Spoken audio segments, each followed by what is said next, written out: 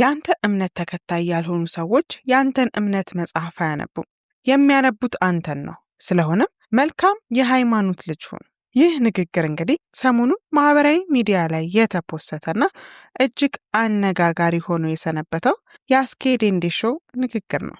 ሁላችሁም እንደምታውቁት እንግዲህ ከ22 ዓመት በኋላ አርሰናል ዋንጫ መብላቱን ተከትሎ ሰዎች ወይም ደጋፊዎቹ ደስታቸውን በተለያየ ሁኔታ ሲገልጹ መሰንበታቸው ይታወቃል። በተለይ ደግሞ እሱ አሸናፊ መሆኑ የታወቀበት ቀን ላይ ከሌሊቱ 6 ሰዓት ጀምሮ እስከ 9 እስከ 10 ሰዓት መኪናቸውን ይዘው አደባባይ ላይ በመውጣት ክላክስ በማድረግ እንዲሁም ደግሞ በመጨፈር ስሜታቸውን ለመግለጽ ሞክረዋል። በተለያዩ የሀገራችን ክፍሎች እንዲሁም ደግሞ በመዲናችን አዲስ አበባ በተለያዩ ሰፈሮች በዚህ አይነት ሁኔታ ደጋፊዎቹ ደስታቸውን ለመግለጽ መሞከራቸው ይታወቃል። ከዛም ባሻገር ደግሞ ወደ ደቡብ አካባቢ ይህንን ደስታ ተከትሎ በሬ መታረዱንና የታረደው በሬ ውስጥም ወርቅ መገኘቱ ተዘግቦም ነበረ። የአርሰናል ዋንጫ መብላት ደስታ በዚህ ብቻ አላበቃም። ስቴዲየም ኮንሰርት ሊዘጋጅ ቀነቀጠሮም ተይዞ እንደነበር ይታወሳል። ይህንንም ተከትሎ እንግዲህ የተለያዩ ደጋፊዎች ይህንን ቀን በጉጉት ሲጠብቁ እንደነበር ይታወቃል። ነገር ግን መሀል ላይ በሀገራችን አንድ የደረሰ አሳዛኝ ሁኔታ ነበርና ይህንን ተከትሎ አንዳንድ ኮንሰርቱ ላይ ተሳታፊ የነበሩ ድምፃውያን ራሳቸውን ማግለላቸው ይታወቃል።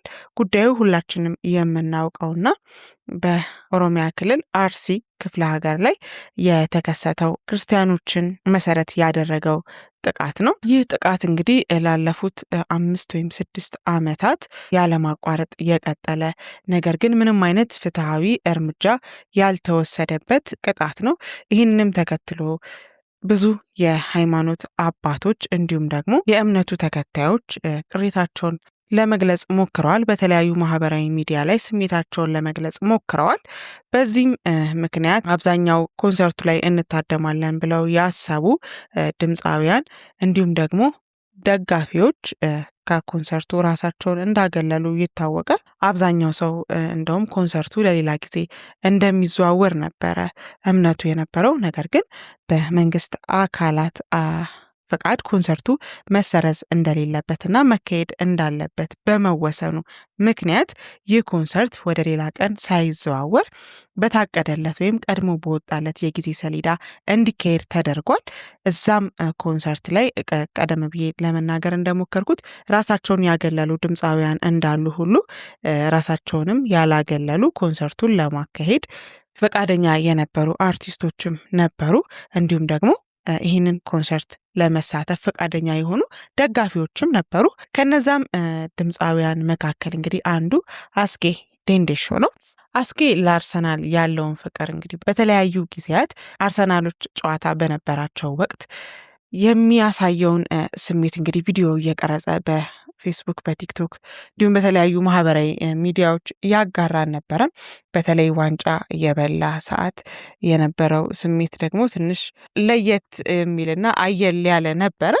እናም አስኬ ምንም አይነት ነገር ቢከሰት ይህንን ድል ከማጣጣም የሚያግደኝ ነገር የለም በማለት እንግዲህ ወይም የሚያግደኝ ነገር የለም በሚል መልኩ ይህንን ኮንሰርት አካሂዷል። ይህንንም ተከትሎ ማለትም ይህንን ኮንሰርት መሳተፉን ወይም እንደሌሎቹ የስራ ባልደረቦቹ ይህንን ኮንሰርት አለመሰረዙን ተከትሎ የተለያዩ አድናቂዎቹ እንዲሁም ደግሞ የተለያዩ ግለሰቦች ትንሽ ወቀሳዎችን ሰንዝረውበት ነበረ።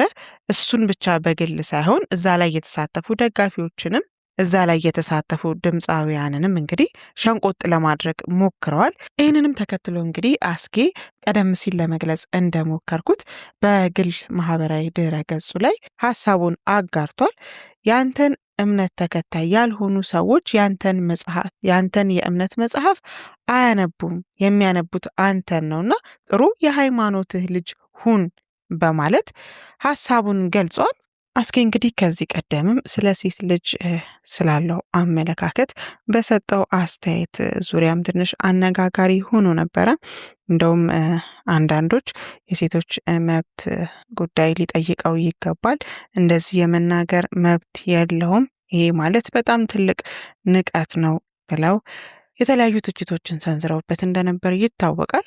ከበድ ያለ የጥላቻ ትርጉም ያለውን ንግግር እየተናገረው ከባለቤቱ ጋር ከተለያየ በኋላ እንደሆነ ይታወቃል። ከባለቤቱ ጋር በመለያየቱ ምክንያት ትንሽ ከበድ ያለ ጉዳት ደርሶበት እንደነበርም ይነገራል።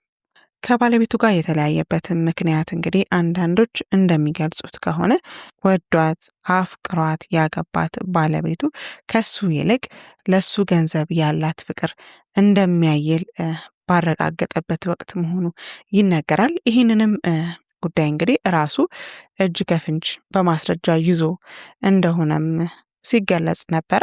ለሱ ሳይሆን ለሱ ገንዘብ ያላትን ፍቅር ለእናትየው ስትገልጽ ሰምቷት እንደነበረና ነገሮችን እስኪያስተካክል ድረስ ይህንን ጉዳይ እንዳላወቀ እንደጠበቀ ከዛም በኋላ ያሉትን ንብረቶች በሙሉ በቤተሰቡ ካዞረ በኋላ በአንዳንድ አለመግባባቶች ምክንያት የፍቺ ጥያቄ ሲነሳ በደስተኝነት ጥያቄውን እንደተቀበለውና ፍርድ ቤትም በሚቆሙበት ሰዓት ምንም አይነት ንብረት እንደሌለው አስመስክሮ እንግዲህ ሀብቱን ፈልጋ የነበረችውን ባለቤቱን ባዶ እጇን እንደሸኛት ነው የሚነገረው። ከዛ በኋላ እንግዲህ ረዘም ላለ ጊዜ ራሱን ከገባበት ዲፕሬሽን ወይም ከደረሰበት ከባድ ጉዳት ለማውጣት ሲታገል እንደቆየ ነው የሚነገረው።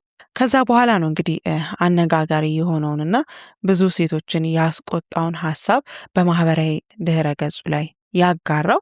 ብዙ ሴቶች ቀደም ብዬ እንደነገርኳችሁ ትልቅ ቁጣን ቀስቅሶባቸው ሊከሰስ እንደሚገባው በሕግ ሊጠየቅ እንደሚገባው ሀሳባቸውን ገልጸው ነበር። ነገር ግን እሱ ለዚህ ምላሽም ከመስጠት ወደኋላ አልተቆጠበም።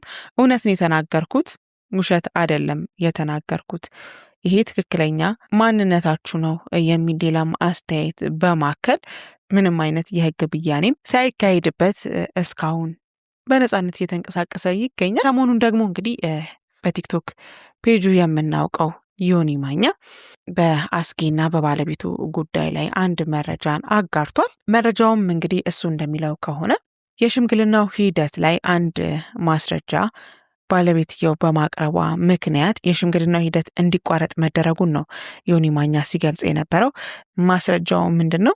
አስጌ ከባለቤቱ ጋር በነበረበት ጊዜ ወይም በትዳር በነበሩበት ሰዓት ቀረጻት ቪዲዮ ነበረ፣ ራቁት ቪዲዮ እና ያንን ቪዲዮ በወቅቱ ባለቤቱ ስታገኝበት ወደ ራሷ ልካ ያንን ቪዲዮ እንደ ማስረጃ ይዘው ነበረ። ከዛም የሽምግልና ሂደቱ ላይ መታረቅ እንደማትፈልግ በምትገልጽበት ሰዓት ለምንድነው እንደዚህ መታረቅ ያልፈለግሽበት ምክንያት ተብላ በምትጠየቅበት ሰዓት ያንን ቪዲዮ ሽማግሌዎቹም ከዚህ በኋላ እንድትታረቂ አንገፋፋሽም፣ ምክንያቱም ይሄ ብቻ መታረቅ ላለመፈለግሽ ትልቅ ማስረጃ ነው፣ ትልቅ ምክንያት ነው። ስለዚህ ታረቂ ብለን አንቺን ከዚህ በኋላ ልንታገልሽ ወይም ልንገፋፋሽ አንችልም እንዳሏት ነው እንግዲህ ሰሞኑን ዮኒ ማኛ እየገለጸ የሚገኘው። በዚህ ጉዳይ ላይ አስጌ ምንም አይነት ሀሳብ አስተያየት እስካሁን ድረስ አልሰነዘረም። ዮኒ ማኛ ግን በድፍረት ይህንን ማስረጃ ማን እንደላከልኝ በደንብ ታውቃለህ እያለ ነበር ስለዚህ ጉዳይ ሲናገር ወይም ሲገልጽ የነበረው። እውነት እንደተባለው አስጌ ይህንን ድርጊት ፈጽሞ ከሆነ በእውነቱ አሳዛኝ ወይም ደግሞ አግባብነት የሌለው ተግባር እንደሆነ ለመግለጽ እንወዳለን። ይህንን ጉዳይ ተከትሎ እንግዲህ አስጌ የሚሰጠው ሀሳብ አስተያየት ካለ ለእናንተ እንደምናደርስላችሁ ቃል እየገባን ለዛሬ የያዝነውን መረጃ ከወዲሁ አገባደድ። መልካም ጊዜ